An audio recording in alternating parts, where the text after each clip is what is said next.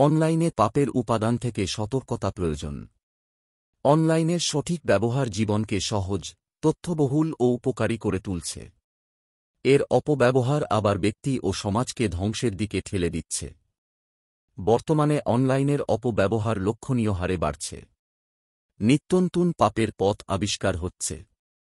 হুমড়ি খেয়ে পাপের পথে ছুটে চলছে বেশিরভাগ মানুষ, বিশেষ করে যুব সম্প্রদায়। তাই অত্যন্ত সতর্কতার সঙ্গে অনলাইন ব্যবহার করা উচিত। সময় ও অর্থ অপচয়। অনলাইনে সবচেয়ে বেশি হয় সময়ের অপচয়। সময়ের অপচয় মানেই ক্ষতিগ্রস্ত হওয়া, আমল থেকে বঞ্চিত হওয়া। মহান আল্লাহ বলেন, সময়ের শপথ। মানুষ অবশ্যই ক্ষতিগ্রস্ত, কিন্তু তারা নয়, যারা বিশ্বাস করে ও সৎকর্ম করে। সূরা আসর আয়াত 1-2। অনলাইনে অনেক টাকা অনর্থক কাজে ব্যয় হয়। ইন্টারনেট প্যাকেজ কিনতে হুলস্থুল কার্যক্রম পরিলক্ষিত হয়। বিচার দিবসে এসব অনর্থক ব্যয়ের হিসাব দিতে হবে। রাসূলুল্লাহ সাল্লাল্লাহু আলাইহি ওয়াসাল্লাম বলেছেন, 5টি বিষয়ে জিজ্ঞাসাবাদ না হওয়া পর্যন্ত কিয়ামতের দিন আল্লাহর কাছ থেকে আদম সন্তানের পা সরবে না। সেগুলোর অন্যতম হল, বনি আদমের সম্পদ সম্পর্কে জিজ্ঞাসা করা হবে, কোথা থেকে সে তা অর্জন করেছে আর কি কাজে সে তা ব্যয় করেছে। তিরমিজি, হাদিস 2416। সুপার এডিটের কারসাজি। ইসলাম মিথ্যা, অপবাদ ও মানুষের সম্মানহানিকে কঠোরভাবে নিষিদ্ধ করেছে। নারী পুরুষ পরস্পরের প্রতি হিংসাত্মক মনোভাব নিয়ে কিংবা প্রতিশোধ নিতে কারো পিকচার সংগ্রহ করে সুপার এডিটের দ্বারা নগ্ন বানিয়ে বিভিন্ন গ্রুপে প্রকাশ করা এবং মানুষকে দেখানো কবিরা গুনাহ। এডিটের দক্ষতা দেখাতে গিয়ে কারো ছবি বিকৃত করে অপপ্রচার চালানো, চরিত্রহনন করাও গুনাহের কাজ। কিয়ামতের দিন শরীয়তবিরোধী কাজকর্ম করার জন্য সেই ব্যক্তিকে প্রশ্ন করা হবে। আল্লাহ বলেন, যে বিষয়ে তোমার কোনো জ্ঞান নেই, তার অনুসরণ করো না। নিশ্চয়ই কান, চক্ষু ও অন্তর, এসবের প্রতিটির জন্য জিজ্ঞাসাবাদ করা হবে। সূরা বনি ইসরাইল আয়াত 3-6। অশ্লীলতার জয় জয়কার। আজকাল সোশ্যাল মিডিয়ায় অশ্লীলতা ছড়ানো যেন স্বাভাবিক বিষয় হয়ে দাঁড়িয়েছে। মানুষ স্বেচ্ছায় এসব কন্টেন্ট শেয়ার, লাইক ও কমেন্টের মাধ্যমে অশ্লীলতা প্রচারে সহযোগিতা করছে। অথচ এগুলো ইসলামে গুরুতর অপরাধ। তাদের জন্য কঠিন শাস্তি নির্ধারিত আছে। কোরআনে বর্ণিত হয়েছে, যারা মুমিনদের মধ্যে অশ্লীলতার প্রচার কামনা করে তাদের জন্য আছে দুনিয়া ও আখিরাতের যন্ত্রণাদায়ক শাস্তি এবং আল্লাহ জানেন, তোমরা জানো না। সূরা নূর আয়াত 1-9। যারা আগে এসব কাজে লিপ্ত হয়েছে তাদের উচিত দ্রুত তাওবা করা, এসব কন্টেন্ট ডিলেট করা এবং অশ্লীলতার বিরুদ্ধে সংগ্রাম ঘোষণা করা। সোশ্যাল মিডিয়ায় ইতিবাচক, নৈতিক ও ইসলামী কন্টেন্ট ছড়িয়ে দেওয়া যেতে পারে। রাসূলুল্লাহ সাল্লাল্লাহু আলাইহি ওয়াসাল্লাম বলেছেন, যে ব্যক্তি ভালো কাজের প্রতি আহ্বান জানায় তার জন্য সে পথের অনুসারীদের সওয়াবের অনুরূপ সওয়াব রয়েছে। এতে তাদের সওয়াব থেকে কিছুমাত্র ঘাটতি হবে না। আর যে ব্যক্তি ভ্রষ্টতার দিকে আহ্বান জানাবে তার ওপর তার অনুসারীদের গুনাহের অনুরূপ গুনাহ বর্তাবে। এতে তাদের গুনাহ থেকে কিছুমাত্র কম হবে না। মুসলিম, হাদিস 6560। ব্ল্যাকমেইল প্রবণতা বৃদ্ধি। মিডিয়ায় হ্যাকিং, ব্ল্যাকমেইলিং বা অন্য কোনো প্রতারণার খবর নিয়মিত শিরোনাম হচ্ছে। অবৈধভাবে অর্থ আদায়ের প্রবণতা ব্যাপক হারে বৃদ্ধি পেয়েছে।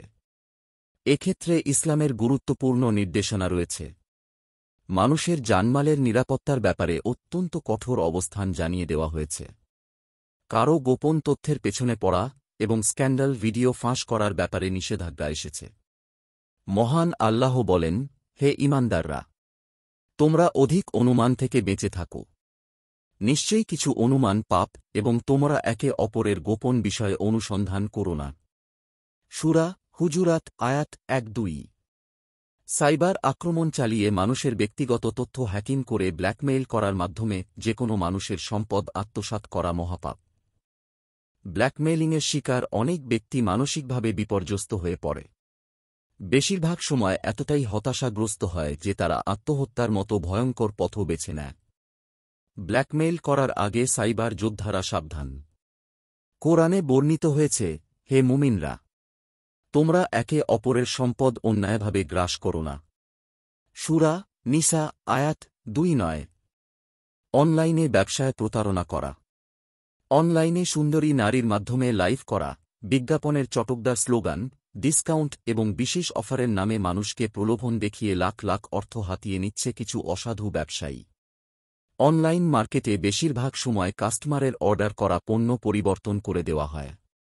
পণ্যের ভেজাল মিশিয়ে দেওয়া হয়। এগুলো গুনাহের কাজ।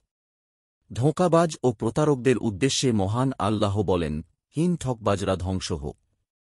যারা লোকদের থেকে গ্রহণ করার সময় পুরোপুরি গ্রহণ করে, কিন্তু অন্যকে মেপে ও ওজন করে দেওয়ার সময় কম দেয়।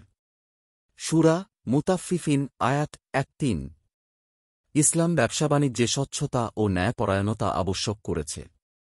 সততা অবলম্বনের সুফল ও অসততার কুফল বর্ণিত হয়েছে। অশ্লীল কন্টেন্ট বানানো।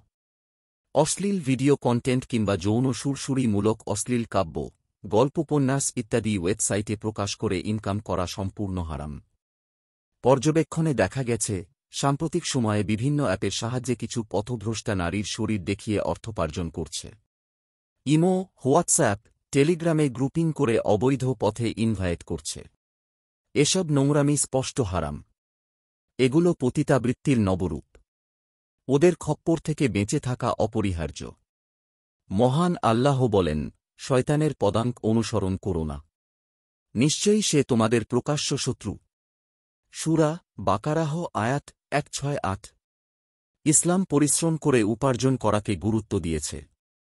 সফলতার রাজপথ দেখিয়ে দিয়েছে। কোরআনে বলা হয়েছে, নামাজ সমাপ্ত হলে তোমরা পৃথিবীতে হালাল উপার্জনের জন্য ছড়িয়ে পড়ো, আল্লাহর অনুগ্রহ তালাশ করো এবং আল্লাহকে অধিক পরিমাণে স্মরণ করো, যাতে তোমরা সফলকাম হও। সূরা জুমা আয়াত ১০। সব গুনাহ থেকে বাঁচুন। অনলাইনের সব পাপ এড়ানো আজকের যুগে চ্যালেঞ্জিং হয়ে দাঁড়িয়েছে।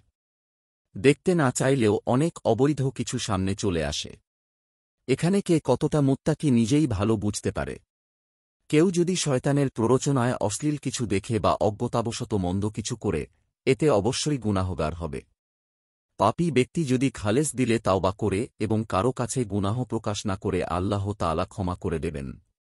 আল্লাহ বলেন, তোমাদের মধ্যে যারা অজ্ঞতাবশত মন্দ কর্ম করে, অতঃপর তাওবা করে এবং সংশোধন করে নেয় তাহলে তো তিনি ক্ষমাপরায়ণ, দয়াশীল। সূরা আনাম আয়াত ৫-৪।